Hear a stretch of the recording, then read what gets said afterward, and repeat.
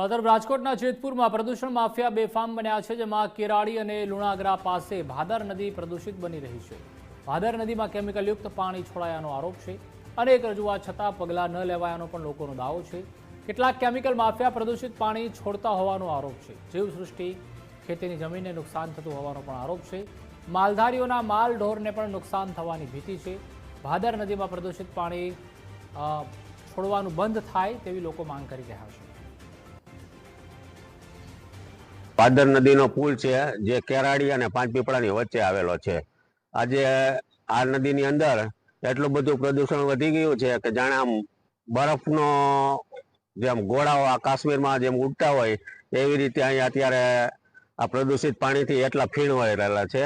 આ પ્રદૂષિત પાણી આગળ છાપરવાડી નદીમાં જે હોકળો એક ભળે છે તેની અંદર ટેન્કર ઠલાવવામાં આવે છે, ત્યાંથી આ પાણી આજે અહીંયા સુધી પહોંચી ગયું છે। આ ભાદર 2 ડેમમાં જશે, ત્યાંથી બધા લોકોને પીવાના પાણીનો ઉપયોગ થશે, સિંચાઈ માટે ઉપયોગ થશે। તો આ બધું છે ખેતીને નુકસાનકારક છે, મનુષ્યને પીવામાં પણ આ પાણી ચાલશે નહીં। એનાથી ઘણા ભયંકર રોગ, કેન્સર જેવા રોગ પણ થઈ રહ્યા છે। આજે આ જેતપુર તાલુકાની અંદર જે છાપરવાળી હોકળો છે, હોકળાની અંદર કેમિકલ યુક્ત ટેન્કરો ઠાલવી અને આજે જેતપુર તાલુકાની જે જીવાદોરી સમાન ભાદર નદી છે, ભાદર નદીની અંદર આ કેમિકલ યુક્ત પાણી અત્યારે તમારી નજરની સામે જઈ રહ્યું છે।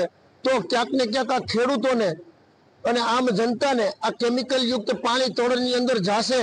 અને ગત દિવસોની અંદર તમે જોયું છે કે વરસાદી પાણીને લીધે ખેડૂતોના પાકને નુકસાન થયું છે। તો ક્યાંક ને ક્યાંક આવા કેમિકલ યુક્ત પાણી આવનારા દિવસોની અંદર ખેડૂતોને જરૂર પડશે, ત્યારે એને પિયત માટે ઉપયોગ કરવાનો થશે।